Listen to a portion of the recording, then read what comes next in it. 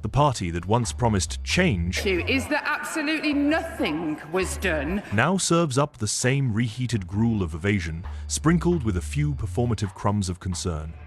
And Jess Phillips? Well, Absolutely do whatever we can to root out as... let's just say her performance in Parliament today was less champion of the vulnerable and more artful dodger with a PowerPoint. Let's dissect this farce, shall we? 94% of terrorist-caused deaths since 1999 have been caused by Islamists, and yet only 13% of referrals into Prevent relate to Islamist extremists.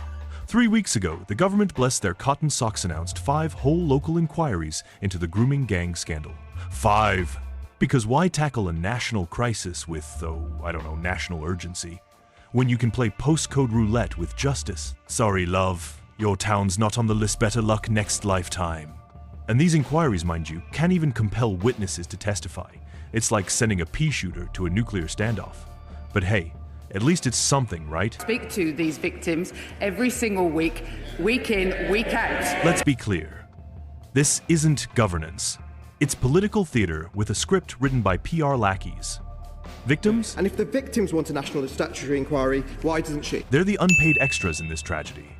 Meanwhile, Starmer's crew clings to power like a hungover reveler to a lamppost swaying, useless but refusing to let go. Watch this clip. And don't forget to like and subscribe. Speaker, 3 weeks ago, the government announced 5 local inquiries into rape gangs, which crucially cannot compel witnesses to give evidence. We still don't know where all of them will be, and we don't know how those towns will be chosen. As Charlie Peters from GB News originally reported, there are 50 suspected towns where grooming gangs are suspected to have operated. Does the Minister recognise that the failure to announce a meaningful national statutory inquiry means women and girls from across the country who won't be from those 5 selected towns will be denied justice, a fair hearing? And if the victims want a national statutory inquiry, why doesn't she? I have spent time with the victims that he speaks about. In fact, I will be going to see some more of the victims from around the country. I speak to these victims every single week, week in, week out. Unlike, I have to say, many of the people sat opposite me. And what I would like to say on this particular issue is that absolutely nothing was done previously to try and get to the truth in some of these towns.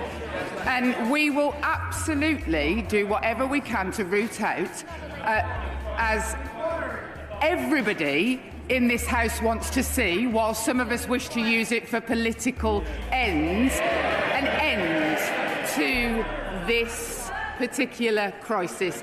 We will be opening, we have offered to open up cases and have set the task force to do exactly that with any victim who wishes to come forward. So, is this the worst government in UK history? Well, let's just say if incompetence were an Olympic sport, they'd be drowning in gold medals while charging taxpayers for the lifeguard. Drop a comment below.